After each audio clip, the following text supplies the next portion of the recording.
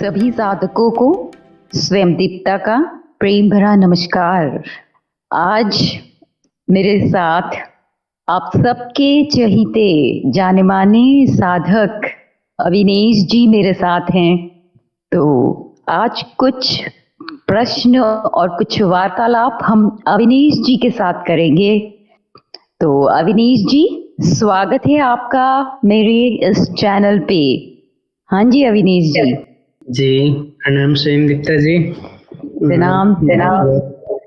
धन्यवाद, आपने अपने चैनल पर मुझे आमंत्रित किया और आपको ढेर सारी शुभकामनाएं इस ज्ञान प्रसार के कार्य के लिए। और आपने मुझे यहाँ पे आमंत्रित किया है। यहाँ जो भी बात होंगे मैं कभी से पहले ही क्षमा चाहता हूँ, मुझे इतना अच्छे से पता नहीं है।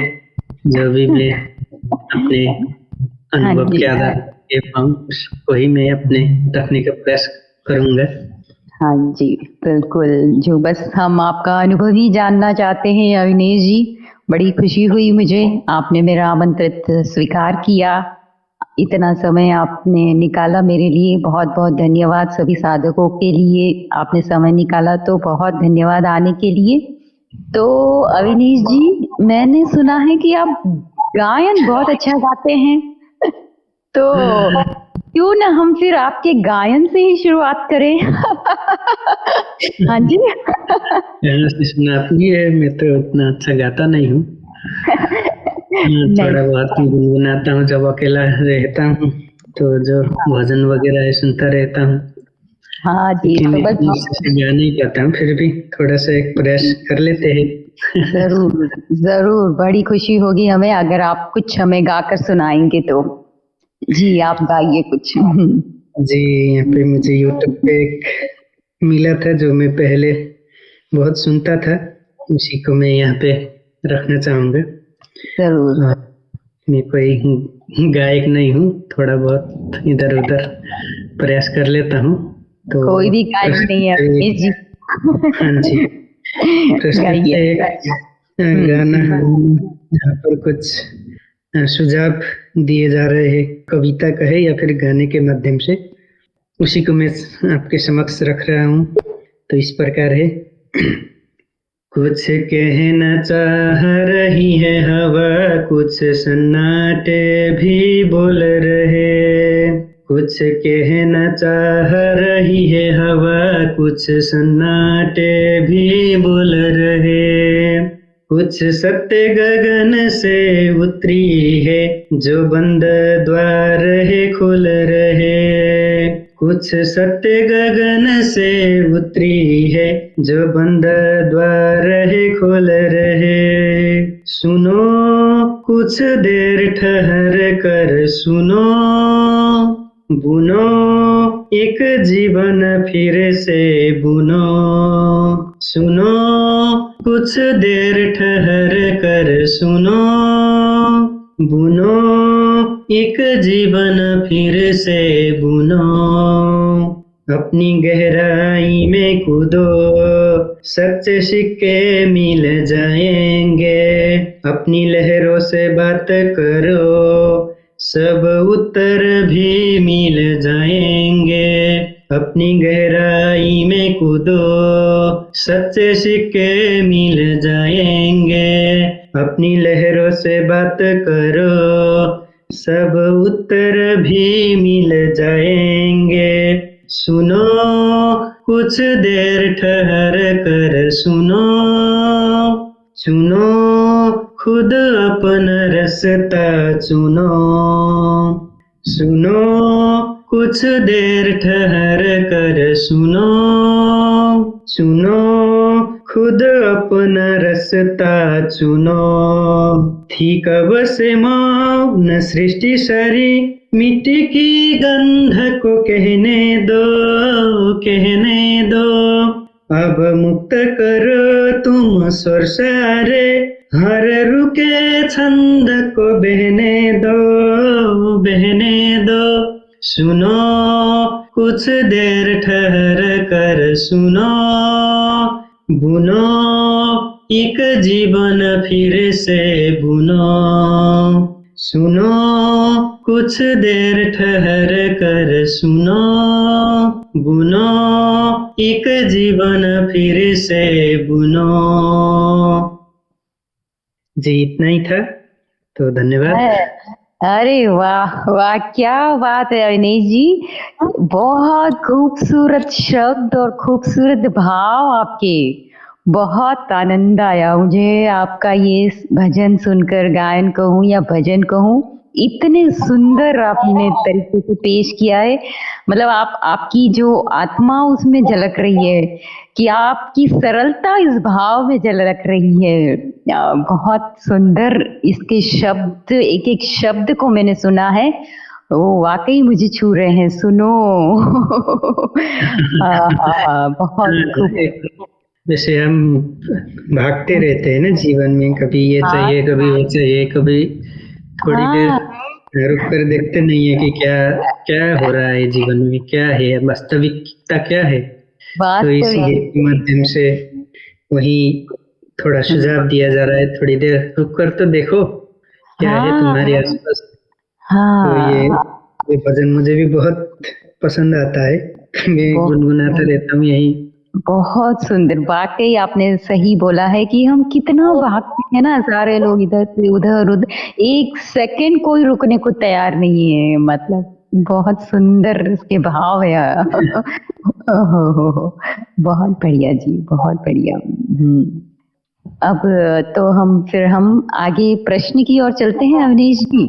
जी हाँ, तो मैं पहला प्रश्न आपसे, प्रश्न क्या जी, बस यूं ही वार्तालाप करनी है हमें तो, यूं ही। हाँ, यूं ही बातचीत हाँ, कर। कुछ हाँ हाँ जी। बताइए आप, मैं कुछ प्रयास करता हूँ और आपस में चर्चा कर लेते हैं। हाँ, बस यूं ही चर्चा करनी है। हाँ जी। एक दूसरे का अनुभव साझा कर रहे हैं और कुछ नहीं। तो इस आध्यात्म जीवन की तरफ इतना रुझाव क्यों आपका? मतलब मैंने देखा है आपको काफी, मतलब आप एक्टिव रहते हो, आप ग्रुप में भी समीक्षा करते हो, उत्तर देते हो। तो ये आपके जीवन में ये रुझान इतना क्यों? आप गुरुजी से कैसे और क्यों जुड़े? इस आध्यात्म जीवन से इतना रुझान क्यों है? रुझान है या किसी कुछ ऐसा हुआ है आपके जीवन में जो इस आध्यात्म की ओर आप आए हैं, या क्या? ये बताइए आप। हाँ, अध्यात्म में आने का ज्यादातर सभी साधकों का एक जैसा ही अनुभव होता है हाँ। कि कुछ न कुछ उनके जीवन में घटित होता है और वो ढूंढने लगते हैं कि क्या है ये, उनका उत्तर जानने लगते हैं। और वो फिर वो प्रश्न ऐसे होते हैं जो वो संसार में तो मिलेंगे नहीं, फिर वो आपको घुमा फिरा कर अध्यात्म में और गुरु के सामने लेकर खड़ा कर देता है। तो ऐसे ही मैं भी कुछ ऐसा ही था, जो बचपन से ही एक होता है ना कि ईश्वर के प्रति आस्था रहना। हाँ, कुछ है जो इस सृष्टि को या फिर मुझे चला रहा है, कुछ ऊर्जाएं है, कुछ शक्तियां है, उनके प्रति एक आस्था, एक आधार, या फिर कहे कि हाँ कुछ है जिससे मैं अभी जानता नहीं हूँ लेकिन वो है, जिससे कि ये संपूर्णता चल रही है। तो उस तरह का वो इतना स्पष्ट तो नहीं होता था पहले, जो कि अभी मैं अब स्पष्टता से बोल रहा हूँ, वो इतना स्पष्ट तो नहीं होता था। लेकिन वो एक होता है ईश्वर के प्रति, भगवान के प्रति तो आस्था, और उसी में फिर मन लगता है, भजन में भजन गाने लगते हैं या फिर कुछ शास्त्र पुराण सुनने लगते हैं। हाँ जी। तो वहीं से फिर मैं भी कुछ ऐसा ही था, थोड़ा जिज्ञासु कहे, या ये जिज्ञासा है या कुछ ये भी पता नहीं था, वो होता चला जाता है ना, कृपा कहते हैं ना गुरु जी। हाँ, बस होता चला जाता है, हमें भी नहीं पता। सही बोल रहे हो आप।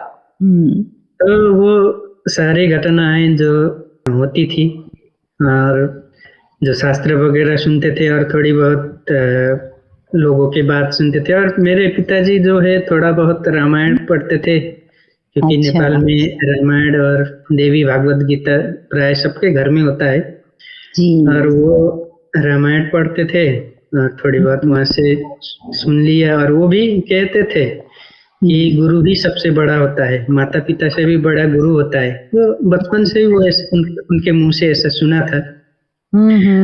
तो थोड़ा गुरु बनाने की इच्छा अपने आप ही आ गई थी मुझ में कि हाँ गुरु होना चाहिए। और ये भी सुना था कि मैंने कि गुरु के बिना कुछ भी कार्य आप कितना भी पुण्य कर्म करो जी वो उसका फल नहीं आता है।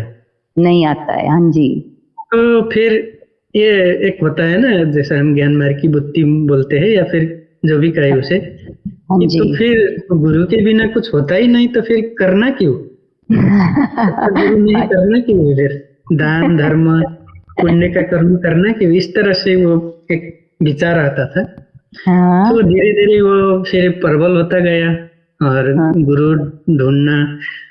तो नेपाल में जब हम गुरु बनाने की बात करते हैं तो फिर वहाँ पे एक संस्कार है, जब व्रत बंध कहते हैं, आपको समझ आता होगा। व्रत हाँ बंध जी। जनेऊ धारण करते हैं ना गुरु से। हाँ हाँ हाँ जी, हाँ जी, समझ आता है। यस। हाँ, हाँ जी। तो मैंने वो किया सबसे पहले, जब मैं गुरु बनाना चाहता हूँ कहा घर में, तो फिर उन्होंने एक ब्राह्मण को बुलाकर अच्छा। मेरा व्रत बंध संस्कार कर दिया और वो एक गायत्री मंत्र देते थे क्या बात और है। उसी से कुछ नियम बता देते थे कि ऐसा ऐसा करना है। तो करता गया जब तक वो कुछ अध्यात्म जैसे कुछ पता भी नहीं था, और वो उसी मंत्र का जाप करना और वो नित्य कर्म जो है जैसे सूर्य को जल चढ़ाना है, ये सब वो करता था। धीरे धीरे जब मैं विदेश आया तो थोड़ा बहुत इंटरनेट से जुड़ना हुआ, जैसे यूट्यूब वगैरह है, तो वहाँ पर थोड़ी थोड़ी बातें वो देखने लगा कि हाँ ये अध्यात्म होता है, ये होता है, वो होता है, इस तरह से कुछ वो मुझे समझने का एक मौका मिल गया। क्योंकि नेपाल में पहाड़ी इलाकों में ज्यादा इंटरनेट रहता नहीं था, जी जी तो जी जी। उस माध्यम से जुड़ना तो संभव नहीं था। जो भी लोग बताते थे उसी से कुछ ज्ञान प्राप्त होता था। तो यहाँ आने के बाद मैं थोड़ा सा यूट्यूब पर सर्च करने लगा। धीरे धीरे करते करते थोड़ा ध्यान भी दिया, जैसे होता है ना वो क्या बोलते हैं, गाइडेड मेडिटेशन, हाँ जी। वो करता रहा। थोड़ा बहुत ओशो जी के बारे में पता चला, फिर उनको सुनता रहा। और एक गुरु थे जो रेकी सिखाते थे, मैं उनके संपर्क में आ गया। तो वहाँ पर मैंने रेकी की दीक्षा ली है। अच्छा। रेकी दीक्षा लेने के बाद फिर थोड़ा बहुत वो साधना किया, 1 साल तक किया। और वो गुरु कहते थे कि अब से 10 साल में मुझे आत्मज्ञान हो जाए, ऐसा संकल्प लो, इस तरह से बोलते थे। और थोड़े दिन तो किया, लेकिन बाद में एक विचार ये आया कि मैं आज भी कह रहा हूँ 10 साल बाद, कल भी बोल रहा हूँ 10 साल बाद, ये तो मैं जैसे जैसे दिन बढ़ रहे हैं 10 साल और आगे जा रहे हैं, तो ये तो कैसे होगा फिर? मुझे तो कहना चाहिए 10 साल में एक दिन कम हो गए। तो इस हाँ जी। हंसिए हंसिए जी।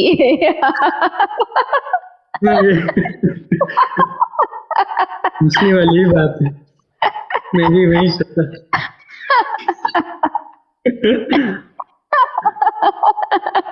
हाँ जी, बोलिए। तो ऐसा लगा कि ये तो कभी पूरा ही नहीं होगा।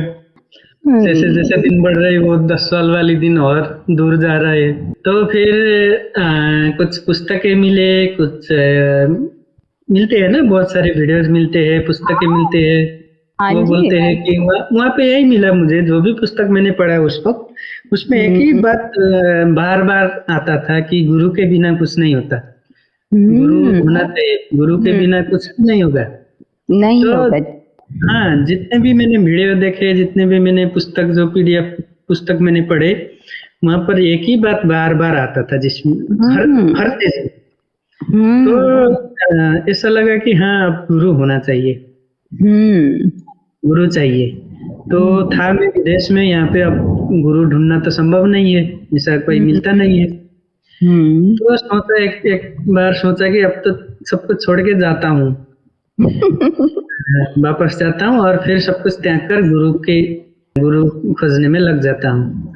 फिर इधर देखते हैं, फिर नहीं, ये भी नहीं कर सकते, कुछ जीवन है, कर्तव्य है, परिवार की आशाएं है, तो एक होता है ना दोधार सा मन, इधर जाऊं या उधर जाऊं। तो जाऊँ, हाँ जी। हाँ, ऐसे ही करते करते कभी मन को शांत कर लेते थे, कभी रो लेते थे ओ, कभी हाँ जी, प्रार्थना करते थे हाँ मुझे भी मिल जाए।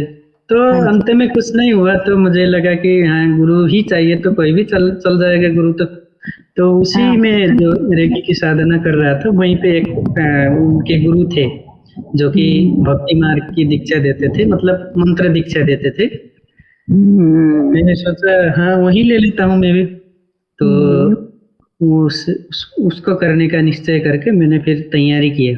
वहां पर हम्म, उनकी फोटो के ऊपर कुछ प्रार्थनाएं और पूजा करना होता था हम्म, सुबह और शाम को, और वो करता रहा कुछ दिन, लेकिन वहां पे दीक्षा नहीं हुआ। हम्म, पता नहीं क्यों नहीं हुआ, इच्छा ही मर गई मेरी वो पूजा पाठ की, और सब कुछ हम्म, वो छूटता गया है। वो इच्छा ही एकदम से मर गई, नहीं चाहिए मुझे ये सब मुझे नहीं करना है, ये सब कुछ छूट गया। फिर ऐसे ही करते करते खोजते खोजते ढूंढते ढूंढते एक दिन बोधि वार्ता का वो वीडियो जो सूक्ष्म अवस्था का प्रयोग जो कि प्रचलित वीडियो है बोधि वार्ता का, वो मुझे मिल गया। तो उसमें गुरुजी ने जब चेतावनी बताते हैं सावधानी आगे, उन्होंने लिखा था कि आत्मज्ञान होना जरूरी है।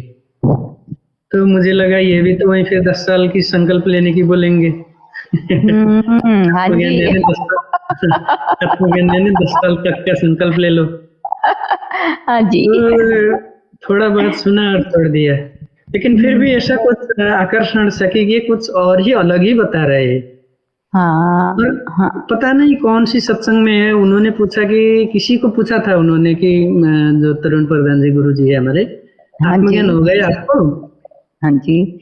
इस तरह से किसी सत्संग की वीडियो में मैंने सुना आपको आत्मज्ञान हो गया। तो हाँ। मैंने सोचा इतना आसान है क्या आत्मज्ञान होना? ये तो इस तरह से पूछ रहे हैं जैसे कोई सामान खरीद लिया हो, इतना हाँ, आसानी से मिल जाएगा क्या इतना कोई आसान है क्या? हाँ जी। हाँ हाँ, मुझे तो लगा था बहुत सारी तपस्या करनी पड़ेगी, वो बहुत कठिन मार्ग पर चलना पड़ेगा तभी आत्मज्ञान होगा। हाँ तो जी। इतना आसानी से पूछ रहे हैं कि आत्मज्ञान हो गया तुम्हें, तो हम्म, थोड़ा आश्चर्य में पड़ गया। और हम्म, थोड़ा और वो बोधि वार्ता को और देखने लगा और ढूंढने लगा। तो कभी वहीं पे बोलते हैं कि 1 मिनट में हो जाता है, 1 सेकंड की बात है, 3 सेकंड की बात है। हम्म, तो धीरे धीरे करके वो सूक्ष्म अवस्था के परेख से उसके आगे था, स्वप्नावस्था हाँ, का परेख उस वीडियो में पहुंचा, फिर उससे जागृति में, जागृति से फिर वो चित्त की बातें, वो सब कार्यक्रम की बात पता चली। हम्म, फिर वहीं से फिर सत्संग में जुड़ना हुआ, और फिर एक चमत्कारिक रूप से मैं कार्यक्रम हम्म, में जुड़ गया। हम्म, हाँ, जब मैं कार्यक्रम करके वापस आया, ये मतलब परीक्षा समाप्त हुई, गुरुजी ने प्रमाण पत्र भी दे दिए, तो फिर मुझे ऐसा लगा कि ये तो एक चमत्कार जैसा हो गया कि मुझे कोई ऊर्जा थी, कोई शक्ति थी जिसने कि यहाँ पर लेकर छोड़ दिया और कार्यक्रम करवा भी दी, और वो पूर्ण भी हो गया। जब तक तब की मुझे ना हिंदी का ज्ञान था, ना हिंदी लिखना आता था, ना कुछ बहुत आता था। सुंदर। थोड़ा हाँ बहुत जी। वीडियो सुन के हिंदी समझ लेते थे, ना ही बोलना होता था। अरे इस तरह वाह। से फिर बोधि हाँ, वार्ता में जुड़ना हुआ। तो इस तरह से फिर बोधि वार्ता में आ गए और आप सब फिर मिल गए सभी तो यही थी मेरी यात्रा। बहुत सुंदर जी, बहुत अच्छे तरीके से आपने, स्पष्ट तरीके से आपने अनुभव साझा किया है। बहुत अच्छा लगा मुझे आपको सुनकर, आपको सुनना बहुत अच्छा लग रहा है मुझे। बहुत सुंदर जी। जी, हाँ और इसमें एक बात और मैं जोड़ना चाहता हूँ कि जी। मुझे जी। जो भी मेरे सामने प्रकट हुआ या फिर जो भी मैंने देखा, तो हम्म, मैंने सब कुछ किया है। हम्म। मैंने पैसे भी बहुत सारे खर्च किए अध्यात्म के लिए अच्छा। अरे हाँ जी, वाह, क्या और बात। मुझे हाँ मुझे एक हाँ। तो बहुत महंगे महंगे कोर्स भी मिले जो मैं ओ, अफोर्ड कर सकता था, उतने पैसे देकर कुछ सीख लेता था। ओ, और जब यहाँ पे बोधि वार्ता में आया और फिर गुरुजी तो सब कुछ निःशुल्क उपलब्ध कराते हैं, इतना बड़ा जो कि संपूर्ण ओ, ज्ञान है, बहुत भाग्यशाली समझता हूँ। और ये कहना चाहता हूँ कि हाँ जो जी। भी इसके जो भी अध्यात्म के प्रति रुचि है जिनकी भी, वो तो हो, हाँ वो तो कृपा ही कहेंगे हम, वो तो अपने आप होता ही है। तो अपने आप लेकिन होता है। हाँ, यदि एक बार समझ में आ गया कि मुझे अध्यात्म में या फिर स्वयं के बारे में कुछ अनुसंधान करना है, तो प्रयास करते रहना चाहिए, थोड़ी थोड़ी करके। तो क्या होता है ना, तो थोड़े थोड़े शुद्ध होने लगता है, तो अपने आप फिर हम बोलते हैं ना, गुरु स्वयं प्रकट हो जाते हैं। हाँ जी। तो वो चमत्कार हो ही जाता है, तो बड़ी वार्ता प्रकट हो गया फिर। बहुत सुंदर जी। मैं भी अनुभव करती हूँ जी इस चीज का कि हमें तैयार होना चाहिए तो फिर सब कुछ प्रकट हो ही जाता है बस। बहुत जी जी। बहुत बढ़िया आपने साझा किया है अपना अनुभव इसके, बहुत सुंदर। अच्छा ये बताइए कि शिष्य और विद्यार्थी में क्या भेद होता है? हाँ, शिष्य और विद्यार्थी, हाँ तो जी। मूल रूप से हम देखेंगे तो इतना कुछ भेद तो दिखाई नहीं देता है, जिसे हम शिष्य कहते हैं। तो वो किसी गुरु के अंतर्गत कुछ साधना या फिर कुछ शिक्षा ग्रहण कर रहा होता है। तो विद्यार्थी का अर्थ भी वही होता है कि जो विद्या अर्जन कर रहा है, जो विद्या ग्रहण करना चाहता है। तो ज्यादा कुछ भेद तो है नहीं, अच्छा। लेकिन शिष्य हम उसको कह सकते हैं जो एक गुरु के अंतर्गत है, और विद्यार्थी तो पूरा जीवन ही हम विद्या अर्जन करने में लगा देते, कुछ न कुछ तो सीखते ही रहते हैं। हाँ जी, बस बस बस, हाँ जी। हाँ, तो शिष्य यानी किसी गुरु के अंतर्गत किसी, बोलते हैं ना कि ये मेरा शिष्य है, गुरुजन बोलते हैं ना कि मेरा शिष्य है।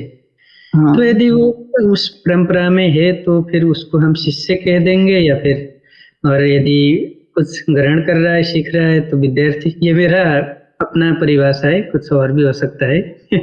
हाँ हाँ लेकिन जी। मैं इसमें इतना ही समझ पाता हूँ। और वो शिष्य हम या फिर विद्यार्थी जिसको भी कहते हैं, हाँ वो दोनों का लक्ष्य एक ही होता है, वो कुछ सीखना चाहता है, प्राप्त करना चाहता है। बिल्कुल।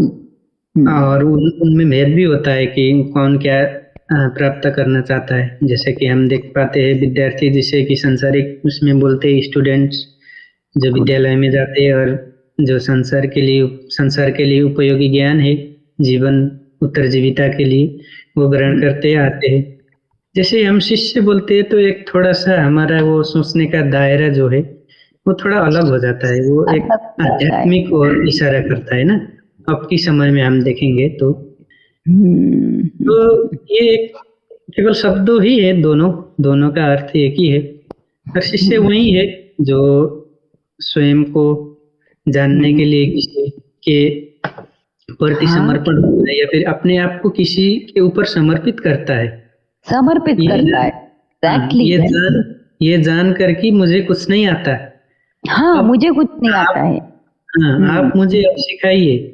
इस तरह से जो भी समर्पित करेगा उसे हम शिष्य कहेंगे, और जब गुरु उसको स्वीकार करेंगे तो ये कहा जाता है कि हाँ, वो उस गुरु का शिष्य है। तो मुझे तो इतना ही पता चल रहा है, और कुछ होगा तो आप भी बताइए। आपको कुछ और लगता है तो।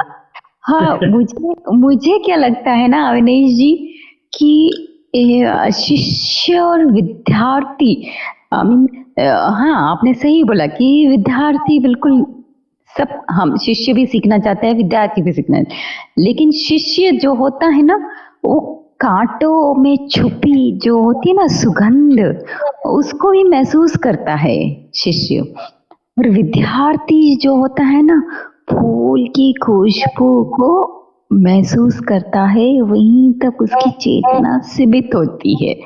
मतलब कि शिष्य है ना अनकहा भी सुन लेता है गुरु की बात को, समझ लेता है गुरु की बात को, लेकिन विद्यार्थी जो वो सीखता है, समझने की कोशिश करता है, सीखने की कोशिश करता है, लेकिन शिष्य को गुरु की हर बात है ना, एक एक शब्द उसका है ना ऐसे छूता है दिल को, वो क्यों बोल रहा है, क्या बोल रहा है, किस लिए बोल रहा है, वो ठक ठक ठक करके ऐसे अनुभव हो जाता है। तो जी जी जी। विद्यार्थी यानी कि वो अपने आप को बचाकर कुछ ग्रहण करता है ना, इस तरह से समझ सकते हाँ हैं। इससे यानी वो संपूर्ण वो शीश जो है वो उस गुरु के चरणों में रख देता है, अब आप ही हो। आप ही हाँ, मेरा संपूर्ण आप बस रक्षण करो या फिर क्या कुछ दो, करता है ना जो भी दो आप ही दो। हाँ, बिल्कुल अपना सर काट के वो गुरु के चरणों में रख देता है, चाहे सही हो गलत हो। वो होता है शिष्य, लेकिन विद्यार्थी क्या होता है ना, तर्क बुद्धि लगाता है अपना कि ये क्यों हो रहा है, क्या हो रहा है, गुरु ऐसे क्यों बोल रहा है, वैसे क्यों बोल रहा है, वो विद्यार्थी करता है। लेकिन शिष्य सब कुछ समझते हुए भी, जानते बूझते भी अपना अपना सर गुरु के चरणों में रख देता है। जी, जी, जी। जी। और फिर वो गुरु फिर उसका हित के लिए, उसके हित के लिए फिर उसे हाँ जी, देते हैं वो ज्ञान, जो भी हो। जो भी हो। और वो अपने जैसा बनाते हैं कोई। हाँ, बिल्कुल, बिल्कुल जी। बहुत सुंदर आपने जवाब दिया, बहुत अच्छा आपने इस चीज़ को समझाया है। अच्छा मतलब आपके जीवन का कोई लक्ष्य है क्या?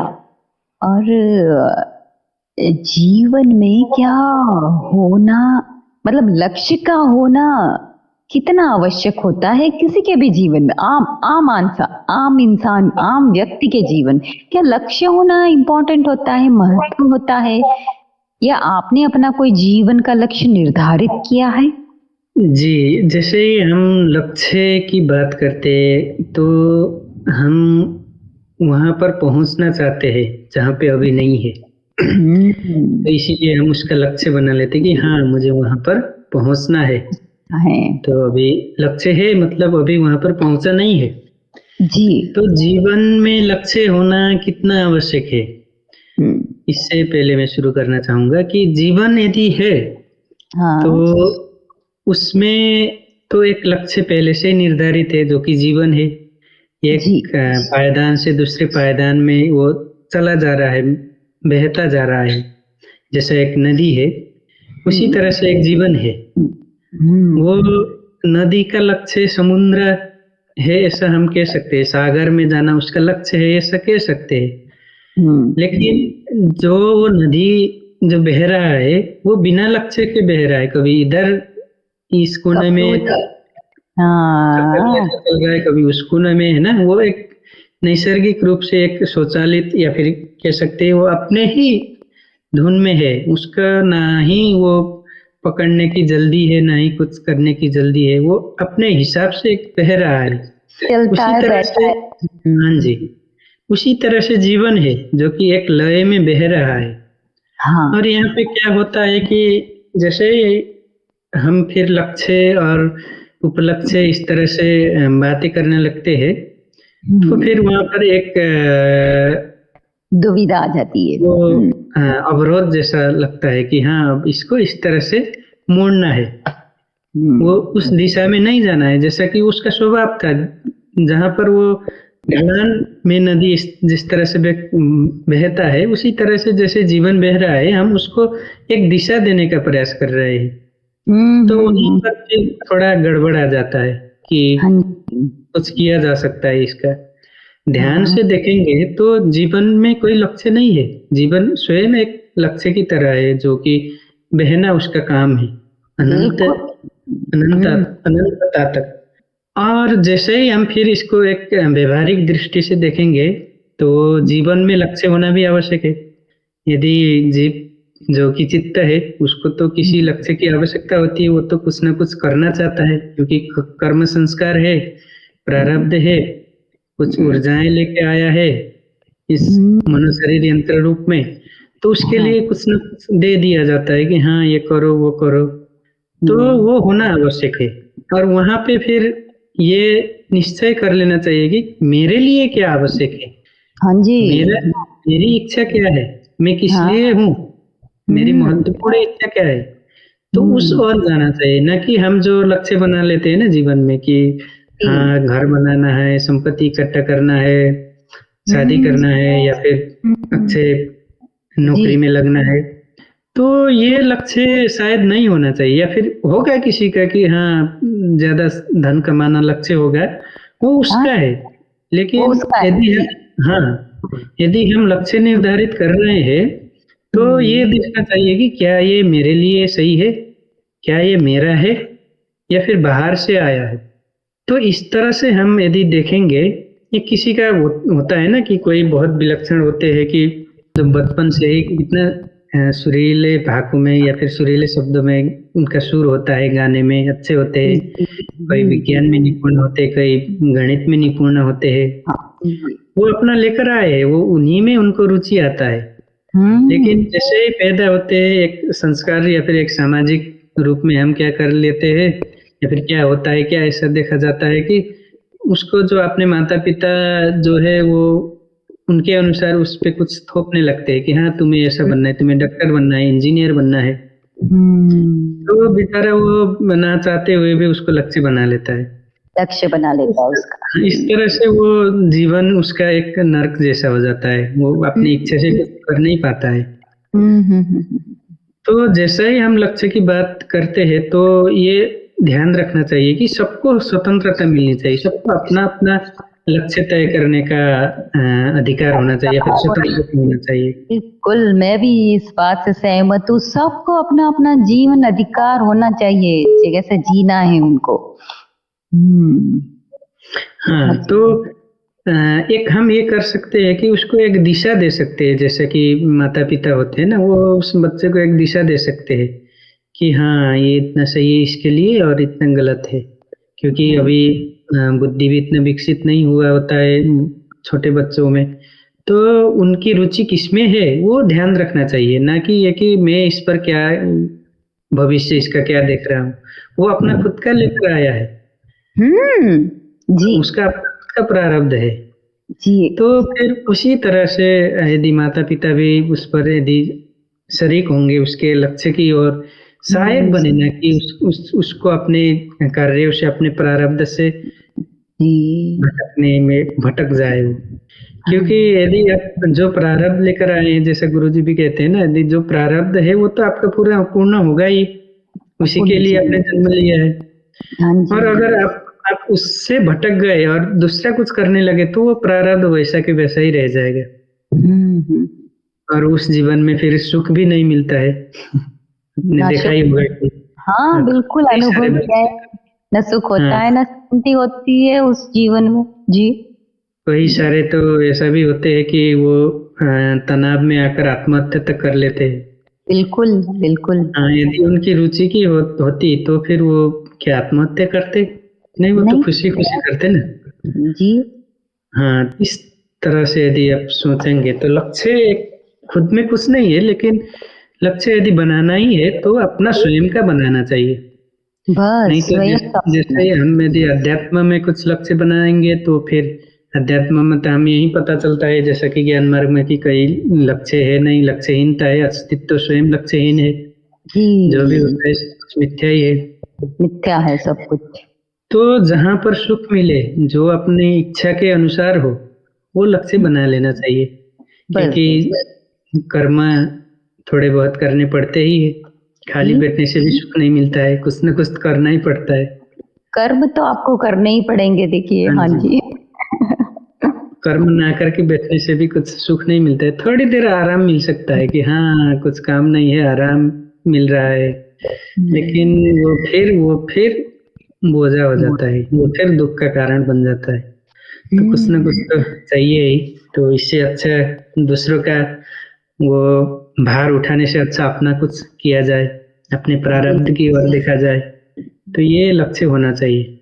और जहाँ तक आपने मुझसे पूछा है कि मेरा लक्ष्य क्या है, हाँ, हाँ, हाँ। तो मुझे तो ऐसा ही लगता है कि अब जो भी है वो तो बस हो रहा है। हुँ, अब ना हुँ, कुछ ग्रहण करने की इच्छा है, ना कुछ त्यागने की इच्छा है। कुछ आ हुँ, जाते हैं जीवन में कि हाँ, अब थोड़ा-सा ये कर लूँ, तो वो हुँ, थोड़े दिन के लिए होते हैं, फिर उनसे वो पूर्ण हो या फिर अपूर्ण हो, उनसे भी हुँ, कुछ लेना-देना नहीं है। हुँ, तो हुँ, ज्ञान मार्ग हमें यही सिखाता है कि कुछ किया नहीं जा सकता, जो भी चल रहा है उसको एकदम अच्छे से चलने दो, तो बस, वो अच्छे से चल जाएगा। बस। उस पर अपना हस्तक्षेप जो हस्तक्षेप करता है ना, वो यदि हुँ, छोड़ दिया जाए तो फिर अच्छे से चलेगा जीवन। सुख ही सुख जी। होगा, शांति ही शांति होगी। बस, बस ये हाँ, हम छूट जाए तो सब सुख ही सुख है, बस सही बोल रहे हो आप। हुँ। बहुत सुंदर, बहुत अच्छे से आपने इसको व्यक्त किया है। आपने अपनी अपनी भावनाओं को बहुत सुंदर तरीके से व्यक्त किया है अवनीश जी। जी, आपके प्रश्न ही सुंदर है। अच्छा, ये बताइए कि अध्यात्म का सही सही मतलब क्या होता है? आध्यात्म हाँ एक संसारिक बोलते हैं हमें ना, एक आध्यात्मिक बोलते हैं। दो हाँ में विभाजन कर लिया है कि आध्यात्मिक एक है और संसारिक एक है। जो भौतिक सुख सुविधा के पीछे भागा है उसको हम आध्यात्मिक हाँ क्या बोलते हैं, संसारिक बोलते थे है। और जो स्वयं को जानने में लगा है उसको बस हम आध्यात्मिक कहते हैं। तो हाँ अध्यात्म का सही मतलब यही है कि जो स्वयं का अध्ययन करने में लगा हो, जो आत्मा अनुसंधान में लगा है, उसको हम अध्यात्म कहते हैं। ये नहीं कि किसी भी अनुभव के पीछे, जैसे होता है ना, जब शुरुआत में मैं भी जब शुरू किया था तो वो वीडियोज में बताते थे कि ऐसा अनुभव होता है, वैसा अनुभव होता है, तो मुझे क्यों नहीं होता है, मैं वो अनुभव क्यों नहीं कर पा रहा हूँ। तो हम ज्यादातर लोग जब अध्यात्म में शुरुआत में आते हैं तो वो उसी अनुभवों के पीछे, जो विचित्र अनुभव कहते हैं, उन्हीं अनुभवों के पीछे पीछे भाग लेते हैं। भागते लेकिन हैं हम। अध्यात्म का मतलब अनुभवों का ग्रहण, अनुभव का संग्रह नहीं है। अध्यात्म यानी स्वयं का अध्ययन, स्वयं को शुद्ध करना। शुद्ध बहुत किस अर्थ में? जो मिथ्या है, जो झूठ है, उसको त्याग कर जो सत्य है, जो शाश्वत है, जो नित्य है, उसको जानना, यही अध्यात्म है। यही अध्यात्म का सही अर्थ है। जी, बस अपने आप को जानना यही अध्यात्म है जी। खुद को जानना, मुझे कैसे होना है, मुझे कैसे जीना है, यही अध्यात्म होता है। यही अध्यात्म हमें सिखाता है, क्योंकि मैंने भी यही जाना है। अब तक मैं भी ऐसे ही जीती आ रही थी, लेकिन जुड़ने के बाद ये समझा कि नहीं, हम जब अपने आप को जान लेते हैं ना, समझ लेते हैं ना, तो बाकी की सारी चीजें तो स्वतः क्लियर हो जाती है। तो जी, हम अपने आप को ही नहीं जानते हैं और बाकी सबको हम जानने का प्रयास करते हैं, तो यहीं पे हम चूक जाते हैं। तो अध्यात्म, जी, हाँ, अध्यात्म का मतलब स्वयं में उतरो, स्व को जानो। आप क्या चाहते हो, क्या नहीं चाहते हो, ये आप जानो। ना कि दूसरा क्या चाहता है, क्या नहीं चाहता है, आपके बारे में क्या सोचता है, वो उसकी प्रॉब्लम है, हमारी प्रॉब्लम नहीं है वो। तो यही मैंने भी जाना है। अध्यात्म का सही मतलब यही है कि खुद को जानना, स्वयं में उतरना, स्वयं को जानना, स्वयं में स्थित रहना। हाँ। और ये स्वयं क्या है जो कि हाँ हम मैं कह रहे हैं, इसको अच्छे से जान लेना, उसको अच्छे से परख लेना हाँ कि कुछ है ऐसा, कुछ जो मेरे लिए उपयुक्त है, या फिर मैं जिसको कह सकता हूँ। क्योंकि जिसको भी मैं कहता हूँ, या फिर हम शरीर कहे, मन हाँ कहे, वस्तुएं, कभी हम वस्तुएं में होते हैं, तो क्या ये नित्य है? कौन है नित्य? क्या है नित्य, जिसको कि दृष्टा दृश्य विवेक भी कहा जाता है? तो वो वहां तक पहुंचना, तो यही अध्यात्म है, जहाँ पर स्वयं का अध्ययन हो रहा है, जहाँ पर स्वयं के ऊपर ही प्रश्न चिन्ह लगाए गए हैं। क्या हाँ है, ना कि दूसरा क्या है, वो क्या है, वो जी, छोड़कर मैं क्या हूँ, मैं मैं क्या कौन हूँ। हूँ, कौन हूँ, जब ये यस। प्रश्न, हाँ, जब ये प्रश्न स्वयं के ऊपर आते हैं, तब वो अध्यात्म की ओर अग्रसर होता है। जी, मैं कौन हूँ, मैं क्या हूँ, मैं क्या चाहता हूँ, क्या करना चाहता हूँ, मेरे जी, जीवन में जो भी हो रहा है, क्या वो मैं चाहता हूँ। बस यही यही जानना है। अध्यात्म का मतलब कि स्व मुड़ना है, अपनी तरफ मुड़ना है, ना कि औरों की तरफ। जी। बिल्कुल। हम्म और जैसा कि हम एक एक बात भी कहते हैं ना कि अपने को शुद्ध करना, या फिर अपने को सुधारना, अपनी हम्म प्रगति करना। हम्म मतलब ये एक होता है ना कि जैसे कि हम भीड़ भाड़ में पहुंच जाते हैं कि एक हाँ हमारा एक छवि होता है, थोड़ी बहुत तो लोग पहचान ही जाते हैं कि हाँ, ये आध्यात्मिक होता है, आध्यात्मिक है। हाँ तो एक क्या कर लेते हैं कि वो जब भी भीड़ भाड़ में पहुंच जाते हैं, जब भी अब लोग मुझे देख रहे हैं या फिर इस शरीर को देख रहे हैं, तो हाँ ऐसे एक मुखौटा बना लेते हैं कि हाँ मैं आध्यात्मिक हूँ, तो दिखाने के लिए हम एक वो जी आध्यात्मिक होने का ढोंग करते हैं जी कि हाँ बिल्कुल। मैं आध्यात्मिक हूँ, देखो मैं सुबह जल्दी उठता हूँ, देखो मैं आध्यात्मिक पुस्तकें पढ़ता हूँ, मैं आध्यात्मिक वीडियो सुनता हूँ। हम्म जैसे फिर हम अकेले में रहते हैं या फिर हम्म जब हम एकांतवास की हम बात करते हैं, तो वहां हम्म पर फिर वो सारी सच्चाई दिखाई देती है कि मैं हम्म कितना ढोंगी हूँ। तो हम्म अध्यात्म को भी एक सांसारिक रूप से वो ढाल दिया जाता है। ये हम्म मेरा भी अपना अनुभव है कि जब जब हम्म, जब भी हम अ, थोड़ा बहुत जान लेते हैं, थोड़ा बहुत वो कर लेते हैं, तो एक अहम भाव आ जाता है ना। बिल्कुल जी। और वो जितना नाटकीय रूप से वो जब लोगों की भीड़ में होता है, तो वो इतना अच्छे से दिखाता है कि ये तो बहुत हाँ, बड़ा आध्यात्मिक है, बहुत बड़ा साधु है, संत है। हम्म, जैसे फिर कोई नहीं देख रहे होते, तो फिर उसकी वृत्तियां ऐसे आक्रमण करती है, जैसा कि हम्म, ये तो सब कुछ यहीं पर टूटने वाला है। तो बिल्कुल। जैसे हम शुद्धिकरण की एक बात करते हैं ना, तो ये मुझे हम्म, बहुत उपयोगी लगा कि अकेले रहकर देखो जरा कि तुम क्या हो। लोगों के तो सामने तो क्या तुम दिखा सकते हो, जितना बहुत चालाक है वो नाटक कर बहुत, लेगा। अरे बहुत चालाक है। ऐसे ऐसे मुखोटे ओढ़ लेता है सबके सामने की पूछो ही मत। बस बस अकेले हाँ, जरा सेकंड बैठ के देखो अपने साथ, हाँ, एक तब पता सेकंड अकेला नहीं रहा, वो उसकी जो भी मूल वृत्तियां है ना, वो सामने प्रकट हो जाती है। कट हो जाए। एक सेकंड आज की दुनिया में कोई अपने साथ रहने को तैयार नहीं है। जी, बिल्कुल। जी, जी। हम्म तो फिर वहां पे पता चलता है असलियत कि सच में आध्यात्मिक है या फिर थोड़ा बहुत शब्द सुन लिया है। बस बस तो बस। इस तरह से फिर जब शोधन होने लगता है, तो सब पता चलता है कि हाँ मैं अध्यात्म नहीं, कुछ और ही कर रहा था। मैं कुछ तो वही और सांसारिक आडंबर लिए बैठा था कि हाँ मैं अब आध्यात्मिक हूँ। तो सभी मुखोटे।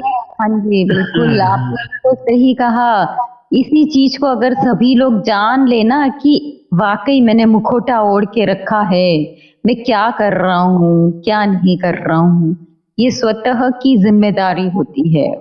यहीं पर बस मुझे लगता है कि सभी लोग चूक रहे हैं, सब मुखोटा ओढ़े हुए हैं। हालांकि साधक भी है, लेकिन मुझे बड़ा दर्द होता है ये कहने में कि बहुत से साधक अभी भी अटके पड़े हुए हैं खुद को जानने में। कहते तो साधक है लेकिन फिर भी अटके पड़े हैं। आप क्या बोलेंगे? जी, जी, जी। हाँ, बहुत से ऐसे होते हैं ना कि शाब्दिक रूप से उसको सुन लिया और कह दिया कि हम आध्यात्मिक है, लेकिन जो वो मर्म था, जो वो मूल था, वहां तक तो पहुंचे ही नहीं।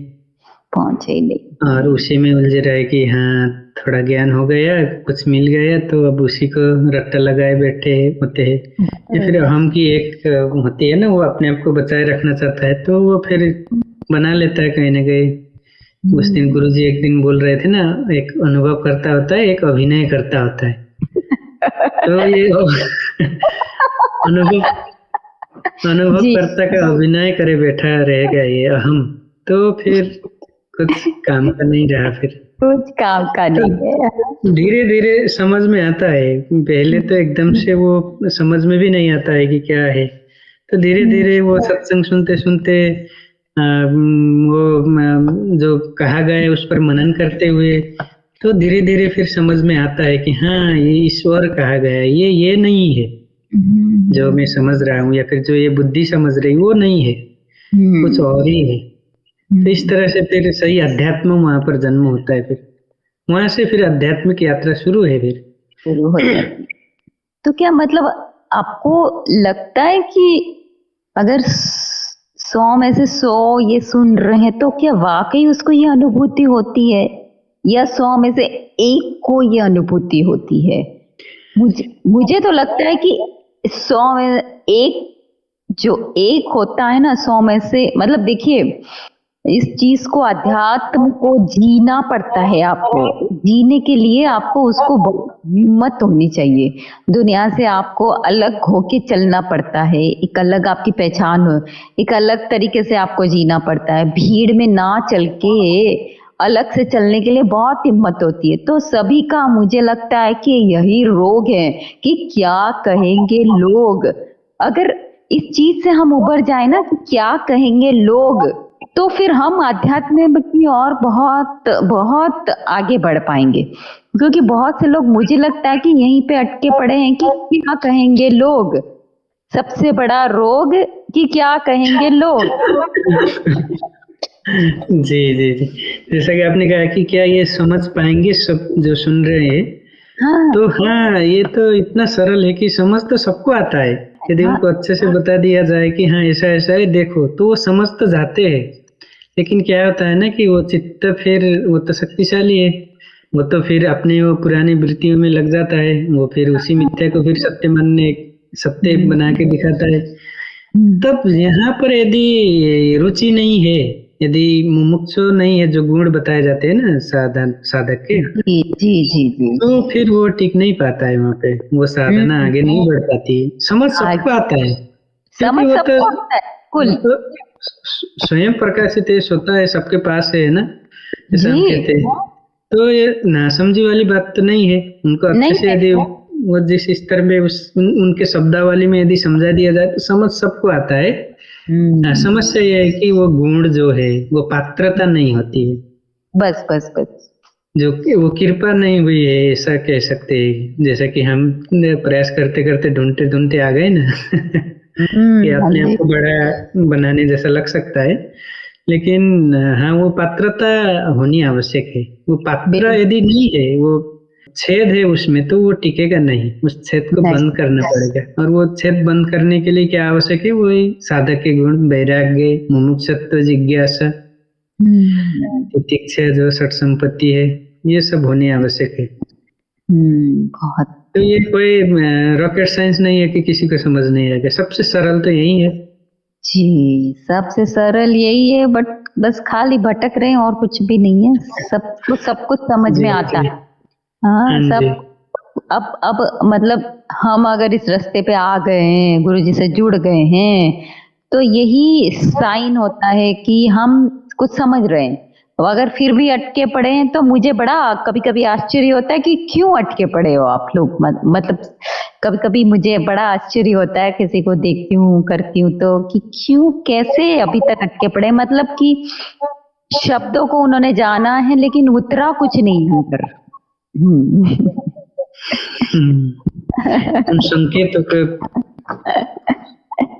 पीछा जी जी। करते हुए, संकेतों के पीछा करते हुए जहाँ वो संकेत ले जाएंगे तो वहीं पर है। जी। हाँ जी। अच्छा, सुख सुख क्या करने से मिलता है? मतलब सुख क्या होता है? सुख तो वही है ना, जो जो भी आप कार्य करते हुए यदि आपको अच्छा लगे तो हम उसको सुख कह देते, नहीं वो अच्छा नहीं लगे तो वो दुख होता है। हाँ और हाँ। सुख क्या करने से मिलेगा, ये तो गुरु जी ने मुझे परीक्षा में भी सुख पूछा था ये प्रश्न इसलिए मैं ही दोहरा दिया। तो हाँ हाँ। सुख तो आप कुछ भी कीजिए, वो आपको यदि आप अपनी इच्छा से कर रहे हैं तो वो सुखी होगा, वो आपको हम्म, सुख ही प्रदान करेगा। हम्म, यदि उसमें से कुछ आपको कुछ नकारात्मक परिणाम भी आते हैं तो वो उतना दुख नहीं देता है। यदि आपकी हम्म, उसमें रुचि है, जैसे आप खेल खेलते हो तो थोड़ा बहुत चोट लग जाता है तो भी उतना दुख नहीं होता है। यदि किसी ने कुछ आपको काम करने के लिए कहा है और वहां पर जाकर आपका कुछ दुर्घटना होता है तो वो बहुत दुखदाई होता है हाँ जी। तो ये इस तरह से एक सांसारिक रूप से है ना, जो कि सुख की हम बात करते हैं। तो हाँ। ये तो एक हो गई, लेकिन जैसे ही हम आध्यात्मिक और बात करते हैं तो सुख क्या हम्म, करने से मिलेगा? कुछ करना होता है क्या सुख के लिए? हाँ, कुछ करना होता है क्या? हाँ, जब तक ये करने की बात आती है ना तब तक सुख मिलता नहीं है, हाँ। क्योंकि वहां पर कुछ ना कुछ अधूरा सा लगता है कि हाँ किया तो है, लेकिन क्या किया है पता नहीं जब तक ये हम्म, कर्ता भाव रहेगा तब तक सुख मिलने की गुंजाइश नहीं है, क्योंकि उसके साथ बहुत सारे आशाएं, बहुत सारे वो जुड़ के आ जाएंगे जो कि कभी पूरा हाँ, नहीं होंगे। पूरा नहीं होती है। जो कि कुछ भी देखिए आप, जो कि यदि मैं कुछ कर रहा हूँ तो वो मेरे हिसाब से होना चाहिए, मुझे ऐसा लगता है, लेकिन वो उस हाँ, हिसाब से होता है जिससे उसको होना चाहिए। बस बस बस उसी तो वहां हिसाब से से होता है। हाँ जी। वहां से फिर दुख शुरू हो जाता है, ये क्यों नहीं हो रहा है, वो क्यों नहीं हो रहा है। जब एक बार देख लिया जाए कि हाँ मेरे करने से कुछ नहीं हो रहा है, जो भी है वो अपने आप हो रहा है, वो स्वतः चल रहा है। एक बार ये देख लिया जाए तो फिर आपको दुख करने वाला कोई है ही नहीं। क्यों? क्योंकि आपके किसी के प्रति कोई आशाएं नहीं रही। इस तरह से एक जीवन में सुख को अवसर दिया जा सकता है।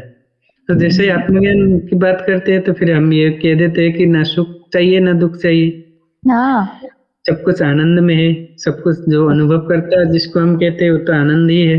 आनंद ही है। हाँ मैं जी। ही आनंद हूँ जी। हाँ, तो जब वहां पर स्थित होकर ये देख लिया जाता है कि ये मिथ्या, जो कर्ता की मिथ्यापन देख लिया जाता है, तो सुख ही सुख है। यदि कोई आपको चाहे कि मैं इसको दुख दूं तो भी नहीं दे पाएगा फिर वो। नहीं दे पाएगा, हरगिज नहीं दे पाएगा। ये तो आपकी चॉइस होती है, सुख और दुख। मतलब ये जब कहते हैं कि मैं बहुत दुखी हूँ, ये हूँ, वो हूँ, ये हो रहा है, ये आपकी चॉइस है। आपको कोई दुखी कर रहा है तो आप क्यों दुखी हो रहे हो? मतलब ये आपकी चॉइस है ना, आपको ये असर कर रहा है तो ये आपकी चॉइस है। सामने वाला क्या करता है वो उसकी प्रॉब्लम है, आप क्यों उसको झेल रहे हो ना? जी, जब तक सुख लेने वाला है तब तक सुख नहीं मिलेगा। इतना कह हाँ सकते हैं। जी, मैंने भी इस चीज को गहराई से अनुभव, मतलब मैंने मैंने अपनी सांसारिक जीवन का अनुभव बता रही हूँ कि सबके जीवन में इतना सुख है ना अविनेश जी, फिर भी उस सुख को भोग नहीं पाते हैं। क्यों? सब कुछ दिया है इस अस्तित्व ने उनको, लेकिन फिर भी वो रोते रहते हैं, फिर भी शिकायतें क्यों? तो ये उनकी वृत्ति है, ये उनके संस्कार है। हाँ, वो चला रहे वो संस्कार है ना, उनको एक बार देख लिया जाए कि अच्छे से हाँ। उनको प्रकाश में ले लिया जाए, या फिर उनको मैं से ना जोड़ा जाए, हम वहां पे नहीं आए, तो फिर उसका सच्चाई पता चलता है। ये तो बहुत दिनों से चल रहा था। एक होते हैं ना लोग, क्या कहते हैं कि मेरे परिवार में भी ऐसा होता है कि बहुत साल पुरानी बातें लेकर वो दुखी होने लगते हैं। हाँ मैं सोचता, हाँ अरे क्या कर रहे हो, कितने साल पुरानी हो, कब की बीत चुकी है, क्यों उसको याद करके फिर दुखी हो रहे हो? हाँ जी। तो इस तरह से भी लोग दुखी होते हैं। लोगों अरे को दुखी बिल्कुल। होने के लिए बहुत से कारण। अरे मतलब मैंने भी ये देखा है कि उनको है ना दुख दुख में खुशी मिलती है। मतलब उनको हाँ, दुख प्रकट करते हैं ना तो उनको सांत्वना मिलती है। हाँ जी, हाँ जी। और मतलब उनको वो सांत्वना मिलती है, उनको वो उसमें खुशी मिलती है। मुझे ये दुख है तो मुझे कोई सांत्वना दे, उनमें उसको उसमें खुशी मिलती है। तो ये सब जी, वृत्ति है, ये सारी वृत्तियां हैं जो जन्म जन्म से लेकर आए हैं। तो ये बस यही चलता रहता है जीवन में। तो मतलब होता है ना कि सुख क्या है, तो मतलब बेनाम एक एक बड़ा सुंदर सा याद आ रहा है कि बेनाम सा ये दर्द ठहर क्यों नहीं जाता, गुजर क्यों नहीं जाता, जो बीत गया है वो दर्द किस बात का? अरे आप अब जो बीत गया है उसको क्यों आप पकड़े हुए हो? उसको छोड़ दो ना। तो लोग क्या करते हैं ना, अपने दर्द को जो गुजर गया है उसको खुरेदते हैं और खुद ही अपने दर्द को खुरेदते हैं और खुद ही दुखी होते हैं और फिर मलहम भी चाहते हैं। जी। उसको एक घाव लगा है तो उसको पट्टी लगा के छोड़ दो, वो ठीक हो जाएगा। नहीं, वो पट्टी खोल खोल कर उसको कुरेदते रहेंगे। उसको कुरेदते रहेंगे। ऐसा क्यों हुआ मेरे साथ? ऐसा नहीं होना चाहिए मेरे। अरे हो गया, वो हो गया, आगे बढ़िए जिंदगी में ना। हाँ, समाधान की ओर नहीं जाते लोग, उसी समस्या में उलझे रहते हैं और उलझे समस्या रहते को और बड़ा कर लेते हैं। और बड़ा यदि कर ले। यदि बुद्धि समाधान की ओर लग जाए तो फिर वो सब कुछ समाधान हो जाता है ना, कि हाँ ऐसा था, मेरा कुछ किया जा सकता है क्या? हाँ, किया जा सकता है तो हाँ कर सकते हैं थोड़ा बहुत प्रयास, नहीं तो फिर क्यों उसको हाँ ऐसा हो गया वैसा है करके बैठना है। चलो आगे और अवसर आएंगे, उस हाँ, पर कार्य करो। अवसर आएंगे और मौके मिलेंगे और जिंदगी में नए नए लोग मिलेंगे। आगे बढ़ते जी, जाइए। जीवन का नाम परिवर्तन ही है ना अविनेश जी, हाँ परिवर्तन। जी, ज्ञान मार्ग भी यही कहता है ना कि परिवर्तन, होता रहता है, तो फिर हर हर मोमेंट, हर क्षण परिवर्तन होता है। तो क्यों ना हम इस परिवर्तन को एक्सेप्ट करें और जिंदगी में आगे बढ़ जाए इस दुख से आगे। मतलब मैं बहुत, मुझे बड़ा ये दुख होता है सबको कि अपने पर, मतलब भविष्य में उलझे रहते हैं कि ये मेरे साथ क्यों हुआ, कैसे हुआ, उसी में अटके पड़े हैं और फिर उनकी प्रगति रुक जाती है। जी। और जो हम लेके आते हैं ना कर्म ऊर्जा या फिर हाँ प्रारब्ध जिसको बोलते हैं, वो वैसा ही रह जाता है और फिर नया और कुछ संस्कार पड़ जाते हैं और वो हाँ, चक्र फिर शुरू हो जाता है अभी तो चक्रीय परिवर्तन दोहराव लेन होता है, देन। हाँ उसी चीज का फिर दोहराव होता है। क्यों ना हम अभी इसी वक्त इस कनेक्शन को, इस दोहराव को कट कर दें, है ना। जी। तो इसीलिए गुरुजन फिर उपदेश देते हैं कि क्या कर रहे हो, छोड़ो इसे, ये तुम बहुत सालों से कर रहे हो, बहुत जन्मों से यही कर रहे हो, अब छोड़ दो इसे। अब थोड़ा जागरण ले आओ अपने जीवन में, थोड़ा चेतना का प्रकाश फैलने दो, देखो अच्छे से कि क्या हो रहा है। तब जाकर फिर कृपा बरसी तो गुरु मिले, तो इस तरह से फिर आध्यात्मिक जीवन हो गया और यहाँ से भी फिर बहुत सुंदर है। हाँ जी, बस बस बस एक बहुत। एक कबीर जी का है शायद, हाँ नाम अनाम अनंत रहते है, दूज सत्य न कोई, कहे कबीर सुन ले रे बंदे, भटक मरो न कहीं। ये मैंने एक था वो एक भजन में कि वो गुरु में एक करुणा आ जाती है कि कोई भटक के ना मरे, जो लेना चाहता है उसको मिल जाए। हाँ हाँ। तो वो जब रीति आती है फिर वो उससे हम फिर गुरु कह देते हैं और वो फिर सबका कल्याण कर लेते हैं, तो स्वयं का कल्याण करके फिर दूसरों के कल्याण में सहयोगी होते हैं। तो इस तरह का जो करुणा जिसमें है उसी को फिर गुरु कहते हैं। तो गुरु ही आ जाते हैं फिर तो क्या, कल्याण के लिए। ये बताइए, हाँ जी, गुरु तो आ जाते, क्या गुरु जो प्रपंच रचता है, करता है, क्या क्या हम उसको समझ पाते हैं क्या, या हम अटक जाते हैं कि ये क्यों कर रहे हैं, गुरु व्यक्ति क्यों कर रहा है, ऐसे क्यों कर रहा है, क्या हम अटक जाते हैं, क्या हम समझ पाते हैं क्या वाकई गुरु क्या होता है एक्चुअली, क्यों ये प्रपंच रचता है गुरु जी भी कहते हैं मैं बहुत प्रपंच रचता हूँ, ये करता हूँ, झूठ बोलता हूँ, है ना। तुम जी लेकिन जी। सार्थक तो अटक जाते हैं ना। हाँ क्योंकि वो रूप देखने का एक आदत होता है ना गुरु का, है ना। कि, हाँ रूप देखने का एक आदत होता है, उसको तो कुछ चाहिए पकड़ने के लिए। तो क्या करता है कि उसी गुरु की रूप को पकड़ के बैठ जाता है, यही सब कुछ है। बल्कि गुरु ने ये बता दिया है कि तुम और मैं एक ही है। जो ये तुम शरीर जिसको या फिर ये देह को तुम गुरु मान के बैठे हो, ये तो कुछ ही देर के लिए है। जैसा एक डिवाइस होता है ना, मोबाइल जैसा होता है, उसमें एक कॉल आता है। हाँ हाँ उसमें कॉल आता है, वहां से कुछ जानकारियां मिलती है कि कुछ, हाँ यहाँ पे खाना है, यहाँ पे रखा है। माँ ने कॉल किया मानो कि मोबाइल पर कि चलो बेटा यहाँ पे खाना रख दिया है, ये खा लेना। तो कितना हाँ। उपयोगी है, उससे जीवन रक्षा हो गया। लेकिन हमने क्या किया कि उस मोबाइल को माँ समझ के रख लिया।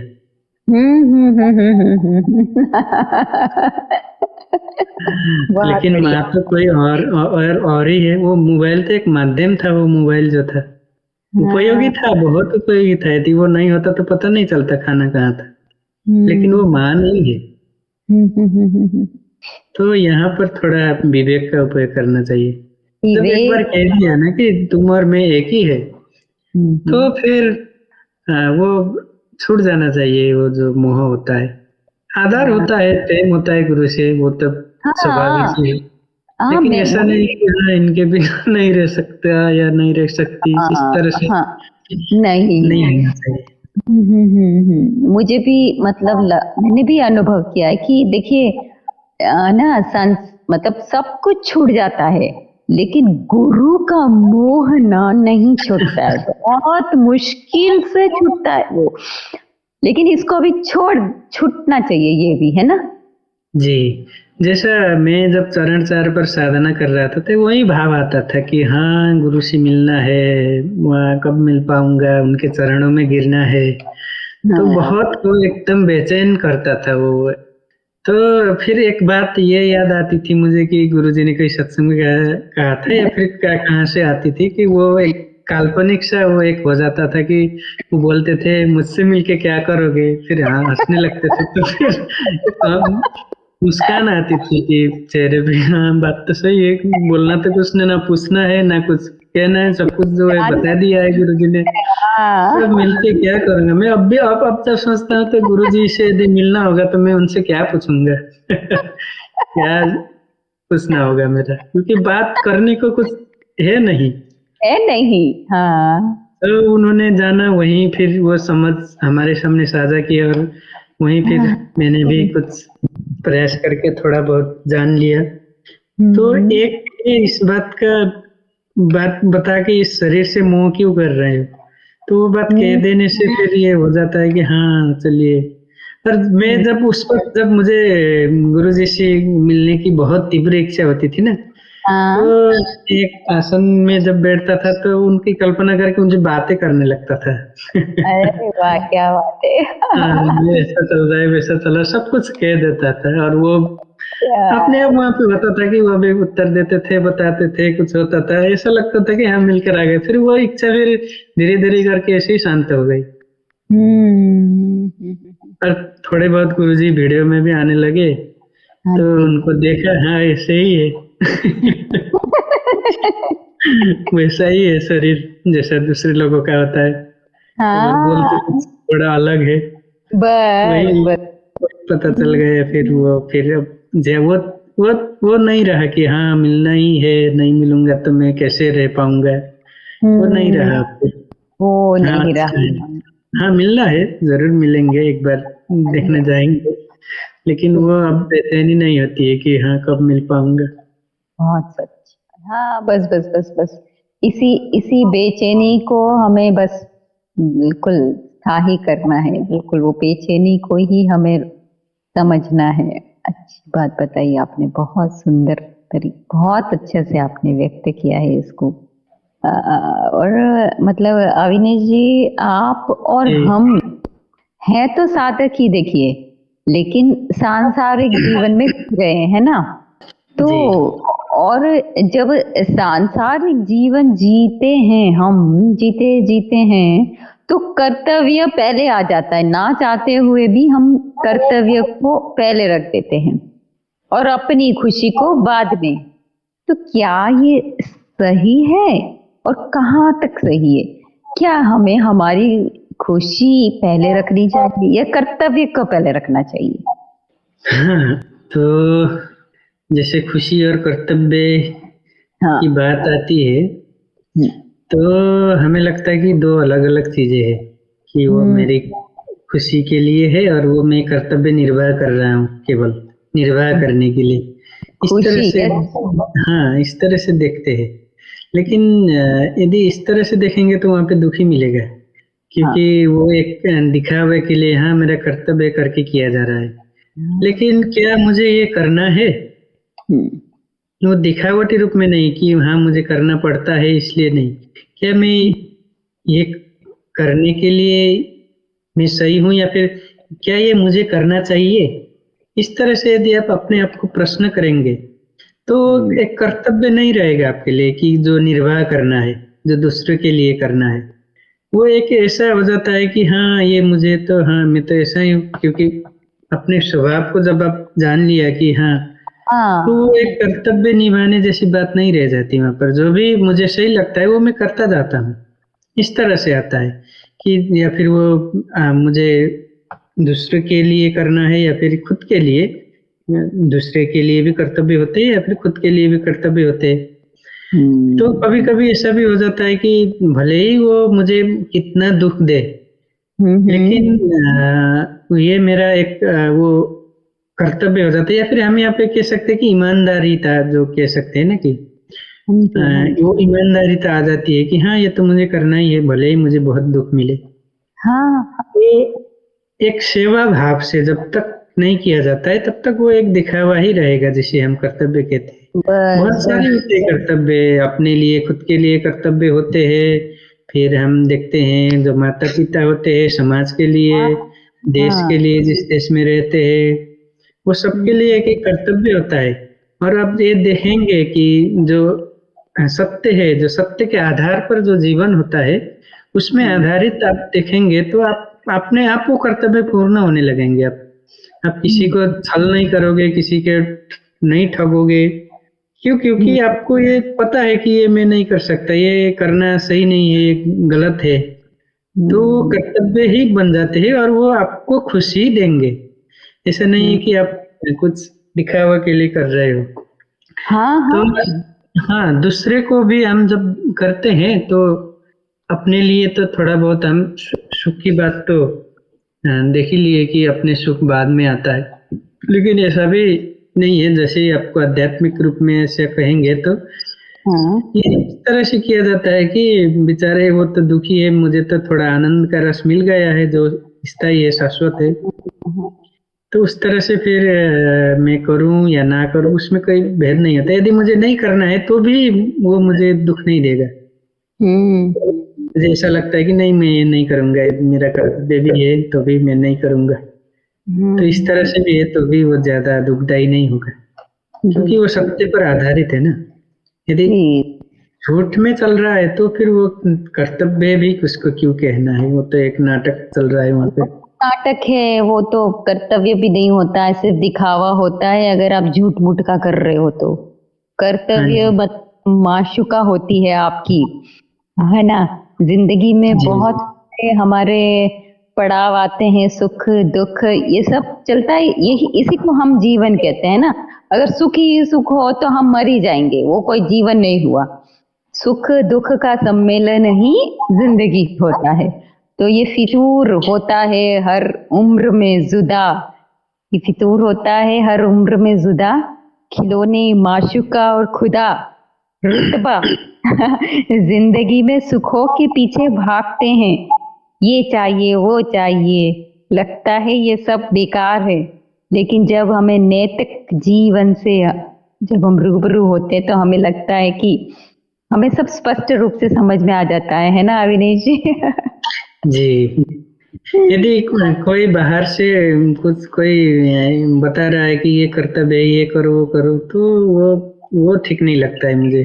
ठीक नहीं लगता। मुझे जो भी मेरे कर्तव्य है वो मुझे पता होना चाहिए, मेरे अंदर से आने चाहिए कि हाँ मुझे ये करना चाहिए, वो दिखावटी नहीं होनी चाहिए। दिखावटी नहीं हो, और ये दुनिया दिखावटी पे टिकी पड़ी है। हाँ और जी। ये हाँ। दुनिया सिर्फ और सिर्फ दिखावे और मुखौटे पे जी रही है। और तो मेरा भी इसी चीज पे जोर है कि इस मुखौटे इस दिखावे से आप उभर जाइए। जो आप हकीकत हो वो आप कीजिए, वो आप बताइए दुनिया को कि मैं ये हूँ, मैं ये चाहता हूँ, मैं ये करना चाहता हूँ। इस दिखावे से इस मुखौटे से उभर जाइए आप। यही यही सबसे बड़ा दुख का कारण है, बाकी और कोई दुख का कारण नहीं है, ये मुखौटा ही दुख का कारण है। जी। जी। यदि मैं अपने से करूंगा तो वहाँ पे दुखी होने की कोई बात है नहीं। संभावना ही नहीं है वहां पे। यदि दूसरों का थोपा हुआ करूंगा कर्तव्य भी तो वहाँ पे दुखी दुखी फिर।